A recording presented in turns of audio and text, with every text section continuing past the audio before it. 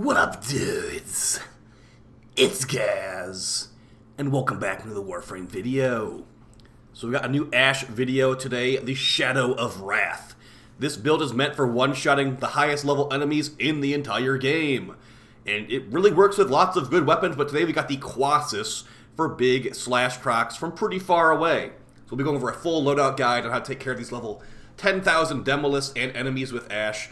Before we get into it, make sure to sub this channel. We do daily Warframe video uploads. Also check out the live stream channel. We recorded this entire run on a live stream. And here is a one-shot in a level 10,000 Demolyst. It's really, really easy if you use the things in this video. I told everyone to not buff me, and there you go, he's gone. So to achieve this, you're going to need a couple of things. Now, this is a Steel Path Disruption Fissure against the Grineer, and yeah, our build is meant for single target damage, but I do have a multi-target, like, add clear weapon as well. And the weapons we'll be using in this video are going to be the Torid Incarnon, the Kompressa Pistol, and the Quassus Melee. We've also got the Diriga Sentinel to give us a good amount of utility. So let's go over what things we're using in the video today as far as the build and how you can perform with these. Because yes, this can take out level, like any level enemy for that matter, as long as you do the things properly we have in the video here. Alright, so let's start off with the Ashe build. It's called the Shadow of Wrath, so that should be a good indicator on what we're using if you know the mechanics of this game. So we've got the Smoke Shadow Augment from Ashe, giving us increased crit chance on all weapons. We've also got the Wrathful Advance ability from Kullervo, giving us massive crit chance for melees.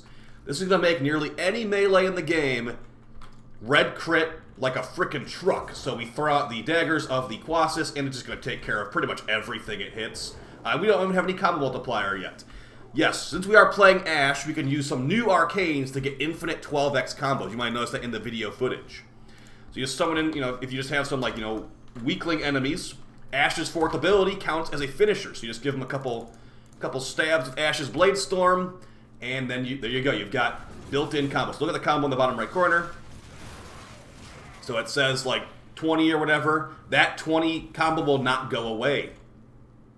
So as you see, 24 permanent combo. So if we do a heavy attack, we lose it, but it refills because of the melee crescendo arcane. So yes, this combination of things just allows us to have infinite energy sustain, infinite red crits, infinite big damage, and it's pretty good. So let's go over some of the things we're using here. We can I'm going to take it back into the level multiple thousand mission, because these guys in the simulacrum are too weak, to be honest. So we got Ashe Prime equipped, and Ashe Prime is cool. This is my Xenomorph skin look for Ashe with the Ikuman skin and helmet. And as far as the build, I already told you what's on there, but let's just go over the specifics here. So unfortunately I got Steel Charge in here. I do not want to have Steel Charge on here. Steel Charge is going to give you more mod capacity than an arcane, or than a aura like Corrosive Projection or Brief Respite, or whatever you were to want to put on here instead.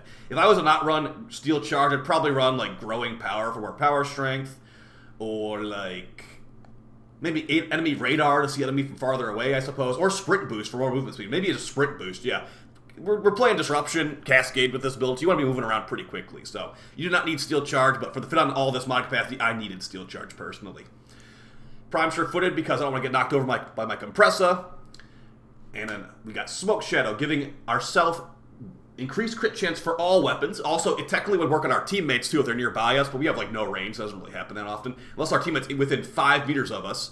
And also, we have to recast this every 20 seconds because Ashe has no duration on Invis. Even with all these duration mods, he just has low duration. But hey, we're getting a crit chance increase on all weapons, including our Torid, so that's pretty nice there. Now, you could run Seeking Shuriken if you don't have any green shards. I don't really like Seeking Shuriken anymore. It's not very trustworthy if you ask me, because I've had situations where Seeking Shuriken does not work. So I'm going to stick with green shards on here, and then I'll use that mod slot for Smoke Shadow instead. So you got Umbral Intensify for some more power strength. Precision Intensify would not be good here. Archon Intensify would not be good here either. Umbral Intensify is the best one here for this build. Narrow-Minded is going to give us a ton of extra duration, which we do need, because we have such low duration on our Invis, and also we want to have some duration for Wrathful Advance. This will last for 25 seconds with our big crit chance increase. Prime Flow is probably not needed, but I'm going to keep it on here. If you didn't want to run Prime Flow, you can just run more Power Strength here for even more crit chance. But as you can see, you can one-shot level 10,000 enemies with this build. So you don't really need more Power Strength. Prime Flow is just good for convenience and, quality of life. You technically could put on Archon Stretch, as we do have Diriga on here. Actually, no, Archon Stretch is a stretch mod. I was hoping we could run Archon Stretch, but Archon Flow would not help us here. So you don't really need to run either of those Archon mods, to be honest. Blind Rage is to give you increased Power Strength and reduced efficiency. This Power Strength is very helpful for our Wrathful Advance. Power Strength does not affect the crit chance of Smoke Shadows, so keep that in mind. Rolling Guard, because if you're on fire, if like an enemy, Fire Xmas puts you on fire, you want to roll to get that fire proc off of you. Additionally, like other DOT procs, really easy to just drop those off with this. Also, there's plenty of AoE. If you're playing Ashe, it doesn't mean everyone else is playing an invisibility frame too. So you can get caught in the crossfire of your Revenant teammate behind you getting a rocket launcher blasted them. Instead, the rocket launcher hits you. Rolling Guard to save yourself. Things like that. Equilibrium is going to be great with our Diriga, as we have Equilibrium, which will give us health orbs into energy orbs, and et cetera, et cetera. Our Diriga has Synth Deconstruct, I think it's called, to make more orbs drop from enemies that get shocked. And Prime Continuity, giving us more duration. As I said, we need duration because our abilities don't last very long at base. Arcanes on this build are going to be Arcane Fury for increased melee damage. One of the few things that can buff melee damage externally. And Molt Augmented, giving us more critical chance with our Wrathful Advance. When everything's stacked up, we are at over 300% critical chance increase, giving guaranteed red crits on any melee weapon. Alright, so that's Ashe for you. For the Torid, we've got the Corrosive Cold build, which is going to be helping us slow down enemies. I just want to try to Corrosive Cold build, to be honest. So that's why I brought it here. It will slow down enemies and remove their armor with our green shards. Our shards on Ashe are 2 corrosive stack increasing. With 14 corrosive procs, enemies will have no armor. And we've got 3 parkour velocity shards, making it so we can go through these Void Cascade and Disruption missions much quicker. But yeah, the Torid build is Corrosive Cold, and if you don't have a Riven, you should get a Torid Riven, because they're really good. And here's the build. There is no Bane mod on here, no Hunter Munitions. And this is meant for just taking out trash ads. They can drop the Disruption keys and things like that. So yeah, just Corrosive here, and then Cryo round. I just wanted to try this out. I usually use like a viral build, to be honest. But I want to try out Corrosive Cold, and it worked pretty well. It can still kill level 6,000, 10,000 enemies easily. Galvanized Aptitude, because there's so many procs going around. Galvanized Chamber, because Galvanized is good. And yeah, 60/60s for some good status here. We got over 100% status chance with this setup. And it's just good to go. The Incarnate form has 230% crit chance with our Riven. If you don't have this Riven, I guess you can just put a Hammer Shot in that slot. It's going to be a lot weaker, but hey, at least you'll have more status chance than me. So there you go. And Primary Deadhead, because it's technically more damage. You could just go Merciless as well, if you don't plan on going for headshots ever. Our Incarnon choices are going to be Final Fusillade, Swift Deliverance, and Survivor's Edge. You could just go maximum crit if you preferred that, but I want to go a little bit hybrid on this one. The Kompressa is a very good Condition Overload procer, and it actually can get 14 procs on them super, super fast and easily, so I'd highly recommend it.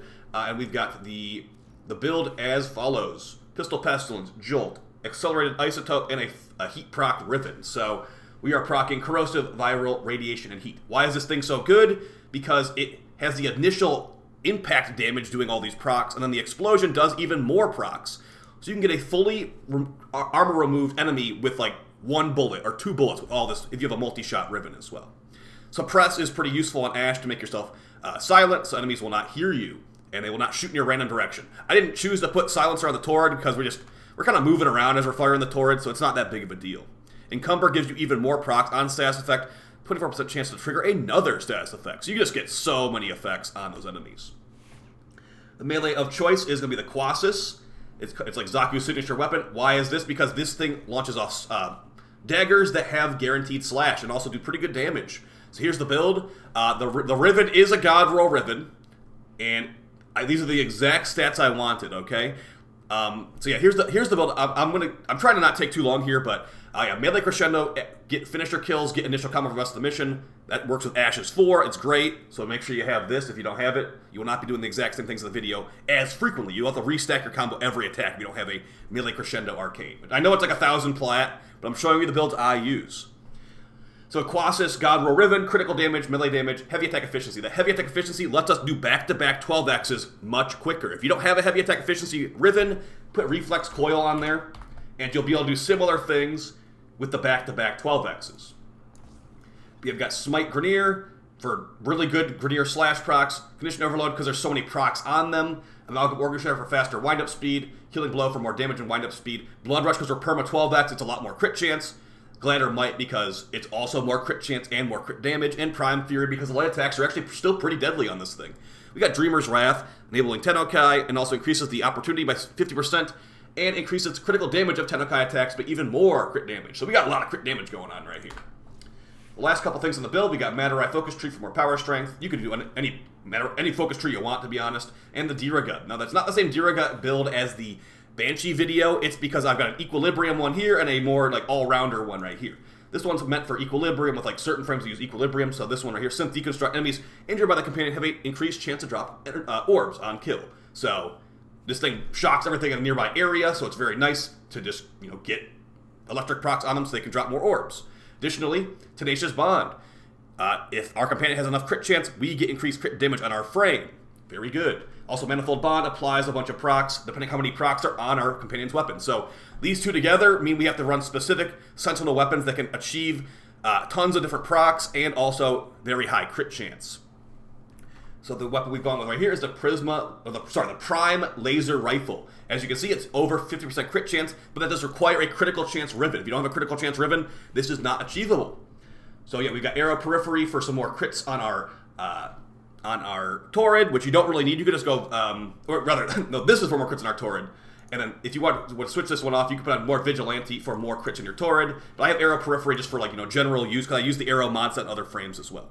But we've got Viral, Radiation Heat, / Puncture Impact. I could technically make a new build on this for even more procs, but the easy viral procs in area has been more convenient. So yeah, since I have my Kompressa with like Radiation, Viral, and Heat as well, I could put Gas, Cold, Blast, other things I don't usually mod for on this to get even more procs. But it's not necessary, to be honest. Even level 10,000s die to this build very easily, so just get any kind of critical chance Riven at all for the laser rifle and it'll be good to go with this kind of setup. And this is better than the Volklock because this has more procs on it than the Volklock does.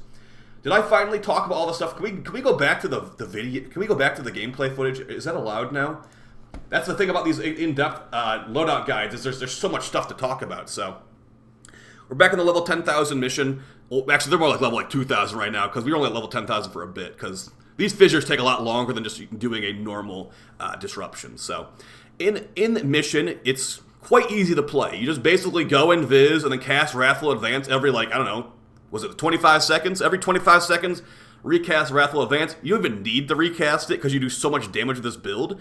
There's a Torid right there. So yeah, Wrathful Advance does not buff your Torid, but the Quassus is not very good at ad clear. It's good at single target and Eximus killing. So yeah, the Torid's there just to take out trash ads basically. And additionally, since I'm using the Quassus here, we don't have to get next to the Nullifier for the Nullifier burst. We don't get nullified as much. But keep in mind, if you do want to one-shot a level 10,000 Demolyst with this, you need to be basically going for headshots. So I'm going to probably run the Scourge next time to get guaranteed headshots on those daggers, on these Demoliths, so we can get the really, really big damage. Because yes, headshot multiplier does apply to this weapon. So yeah, additionally, you could run other melees too, like the Hate Incarnon. Next time I do this, I'll probably use that one. Because I have a really good Riven for that with heavy attack efficiency. And yeah, you don't need heavy attack efficiency, guys, but it does really make a difference when you are trying to do back-to-back 12x. It's just the way that Crescendo works. And yeah, I've hit really, really big numbers in this mission with this weapon. So it's pretty fun. Also, the Quassus Prime should be here with Zaku Prime, which should be after Protea. So that means it will probably not be, it will still, the Quassus normal might still be better, unfortunately, just because when they do these things, the Riven stats become a lot lower on the Prime.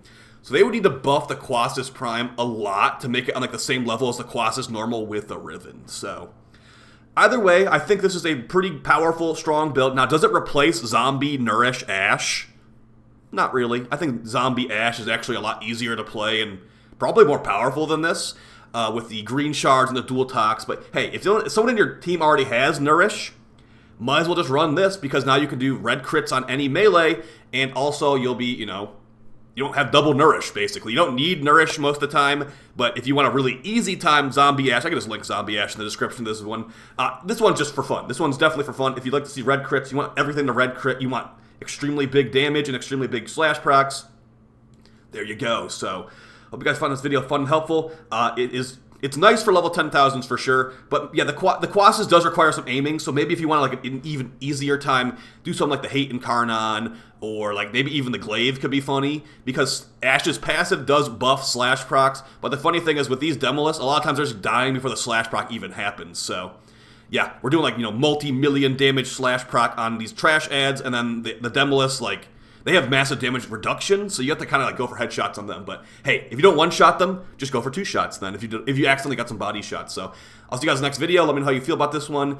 And yeah, we'll have new build videos coming out very soon as well. I got some for Lavos, Mirage, and I can't remember the rest of them right now. I have Lavos and Mirage definitely ready to go, and some other ones being worked on as well. Oh, Mesa as well. I'm finally getting that Mesa video out that's like multiple months old, multiple months late, but maybe I can just make some orange shards for her. Just don't tell anyone that I made orange shards, because a lot of people think they're a big waste.